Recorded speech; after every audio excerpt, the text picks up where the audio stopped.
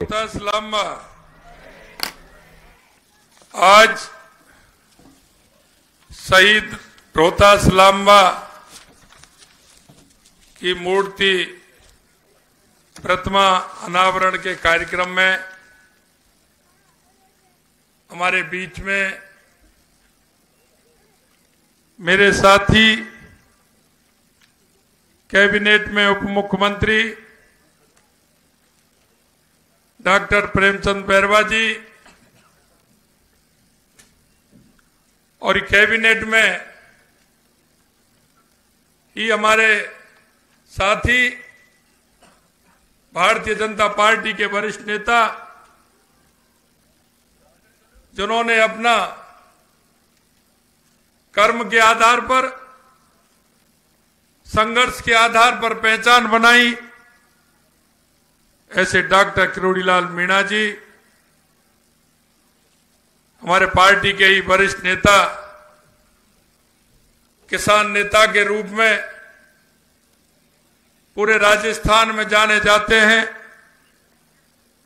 और देखते हैं तो वो किसान नेता ही हैं और किसान नेता हैं और दिखते भी किसान नेता हैं, ऐसे सम्मानीय झावर सिंह जी खर्रा साहब हमारे बीच में। मैं प्रणाम करता हूं हमारे रिक्सपाल दास जी महाराज जो हमारे बीच में पधारे हैं, प्रहलाद दास जी महाराज, बिहारी दास जी महाराज, मैं उनके चरणों में प्रणाम करता हूं। हमारी पार्टी के नेता और विधायक सम्मानीय कुलदीप धनखड़ जी, पार्टी के हमारे पूर्व विधायक राव राजेंद्र जी, हमारी जयपुर की जिला प्रमुख रमा चोपड़ा जी, हमारे पूर्व विधायक रामलाल शर्मा जी, यहाँ के हमारे प्रत्याशी रहे भाई उपेन्द्र यादव जी, हमारे पार्टी के जिला अध्यक्ष भाई श्याम शर्मा जी और ऐसे पिता जिन्होंने ऐसे सपूत को जन्म दिया, ऐसे में पिता बाबूलाल जी और शहीद की माता जी को भी मैं प्रणाम करता हूं, नमन करता हूं। उनके भाई जितेंद्र लांबा जी, श्रीमती मंजू देवी हमारे शहीद लांबा की पत्नी, हमारी वीरांगना, हमारे सीआरपीएफ के आईजी विक्रम सहगल जी, श्रीमती नक्ची देवी सरपंच महोदय, वीरांगना मधुबाला मीणा जी, सुंदरी देवी जी, बीना देवी जी और इस मंच पर विराजमान सभी अतिथिगण और मेरे सामने बैठे इस गांव के पूजा योग बुजुर्गों, नौजवान दोस्तों, माता और बहनों, आपके भी मैं चरणों में नमन करता हूं, अभिनंदन करता हूं, वंदन करता हूं कि आपने इस गांव में एक लाडले सपूत को जन्म दिया जिसने मां भारती की सेवा करते हुए अपने प्राणों को नौछावर कर दिया। मैं पुनः ऐसे शहीद रोहतास लांबा को नमन करता हूं, सलाम करता हूं। आज मुझे गर्व की अनुभूति हो रही है कि ऐसे जाबाज शहीद श्री रोहतास लांबा की मूर्ति अनावरण के कार्यक्रम में मैं शामिल हुआ हूं। ये अवसर मुझे मिला है। मैं माननीय डॉक्टर किरोड़ीलाल जी और उन सभी आयोजकों को, क्योंकि किरोड़ीलाल जी डॉक्टर साहब ने मेरे से कहा था कि आपको इस कार्यक्रम में आना है। मेरे को एक आध दिन पीछे था, मेरे को कई कार्यक्रम पहले था, तो आपने कहा कि नहीं इस कार्यक्रम में आना है। सभी आयोजकों का मैं बहुत बहुत धन्यवाद देता हूं कि ऐसे कार्यक्रम में मुझे उन्होंने बुलाया।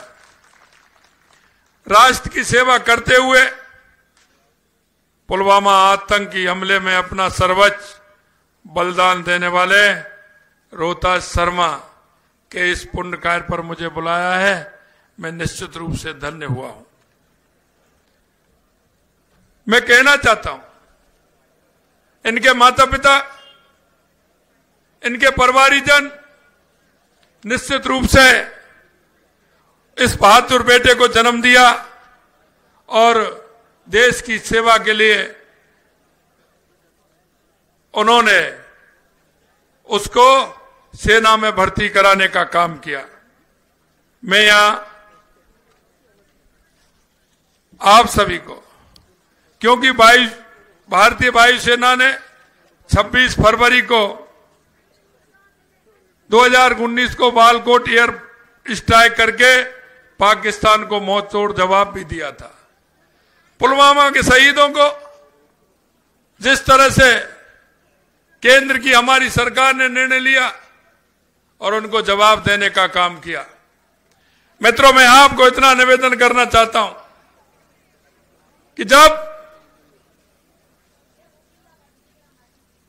शहीद, अगर कोई सेना का शहीद हुआ बॉर्डर पर होता था तो उसको कोई घर लाने की व्यवस्था नहीं थी, उसका तुम्हारी दाह संस्कार कर दिया जाता था, उसकी बेल्ट आती थी, उसकी टोपी आती थी। मैं आपके माध्यम से आज इस मौके पर धन्यवाद देना चाहता हूं देश के यशस्वी प्रधानमंत्री भारत रत्न अटल बिहारी वाजपेयी जी को कि उन्होंने कारगिल के बाद हर शहीद को सम्मान देने का काम किया और हर शहीद को उसके गांव में आना और उसकी सम्मान के साथ अंत्येष्टि करना और उसको लाभ देने का काम भी देश के यशस्वी प्रधानमंत्री अटल बिहारी वाजपेयी जी ने किया। मित्रों, ये काम वो कर सकता है जिसका मात्र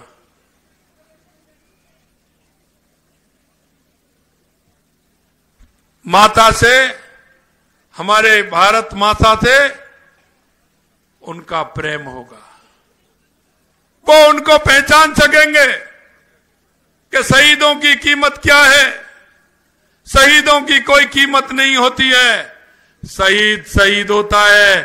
शहीद उस मातृभूमि के लिए काम करता है, उसको सम्मान मिलना चाहिए। ये सम्माननीय अटल बिहारी वाजपेयी जी ने करके दिखाया। मैं आपको बताना चाहता हूं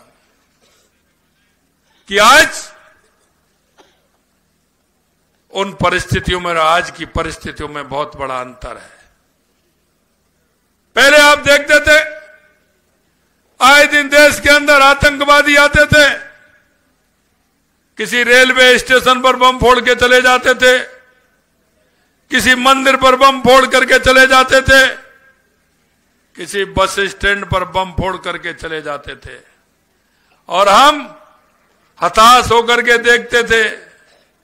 कोई कार्रवाई नहीं होती थी, यहां तक कि बॉर्डर पर आए दिन इस तरह की घटना होती थी।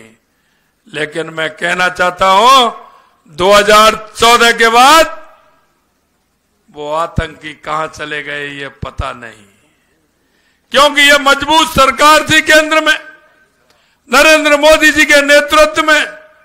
अगर उन्होंने दुस्साहस भी किया तो आपने देखा होगा बालाकोट और पुरी की घटनाएं वो साबित करके दिखा दिया कि अगर उधर से एक गोली चलेगी तो इधर से अनगिनत गोला छूटेंगे, आपको किसी भी तरह से बख्शा नहीं जाएगा।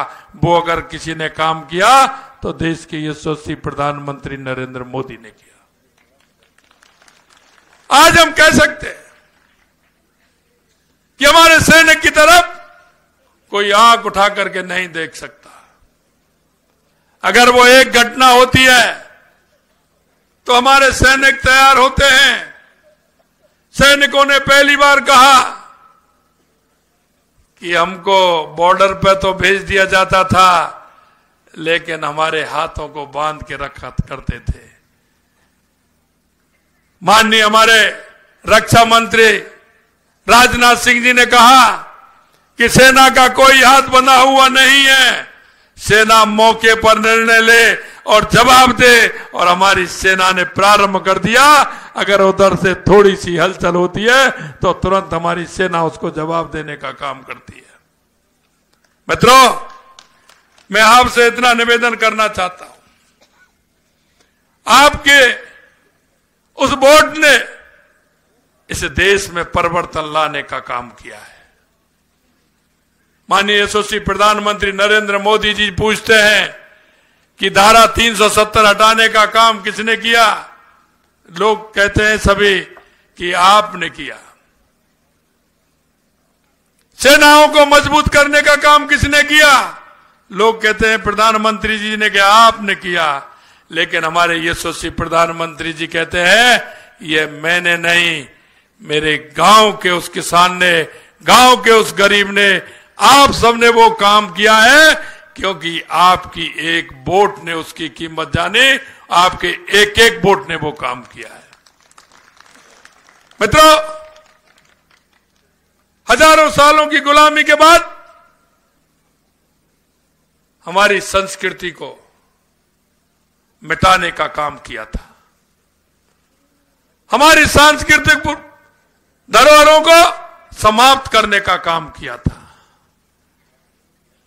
मैं कहना चाहता हूं आपसे कि यशस्वी प्रधानमंत्री नरेंद्र मोदी जी के नेतृत्व में हम दोबारा से हमारी सांस्कृतिक पुनरुत्थान का काम प्रारंभ हो गया है, और प्रारंभ भी कर दिया है।